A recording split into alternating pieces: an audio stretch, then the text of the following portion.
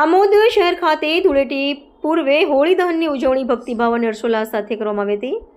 શહેરના વિવિધ વિસ્તારોમાં પરંપરાગત રીતે હોળી પ્રગટાવવામાં આવી હતી અને લોકો મોટી સંખ્યામાં હાજર રહ્યા હતા। ખાસ કરીને હિંમતપુરા તેમજ સરિયાપોળ વિસ્તારમાં આવેલા ભાતોજી મહારાજ મંદિરના પતાંગણમાં વર્ષોથી ચાલતી આવતી પરંપરા મુજબ હોળી દહન કરવામાં આવ્યું હતું। આ પ્રસંગે વિસ્તારના વડીલો, યુવાનો અને બાળકો ઉત્સાહભેર જોડાયા હતા।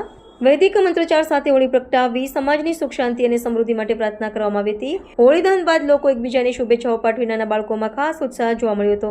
મહિલાઓએ પરંપરાગત ગીતો ગાઈ ઉજવણીને રંગીન બનાવી હતી। આ રીતે આમોદ શહેરમાં સૌહાર્દ અને એકતાનો સંદેશ આપતી હોળીની ઉજવણી શાંતિપૂર્ણ માહોલમાં પૂર્ણ થઈ હતી। श्री गणेशाय नमः। होलिका मात की जय।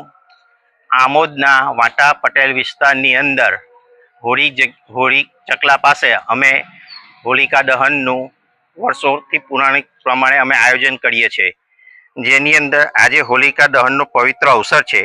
આ અગ્નિ માત્ર લાકડાથી બાળતી પણ સમાજમાં રહેલી બુરાઈ, અધર્મ અને અસત્યનો નાશ કરી સત્યના વિજયનો સંદેશ આપે છે।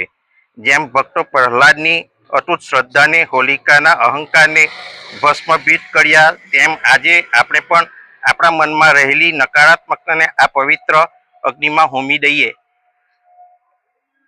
એ રીતનું અમે આયોજન કરીએ છીએ।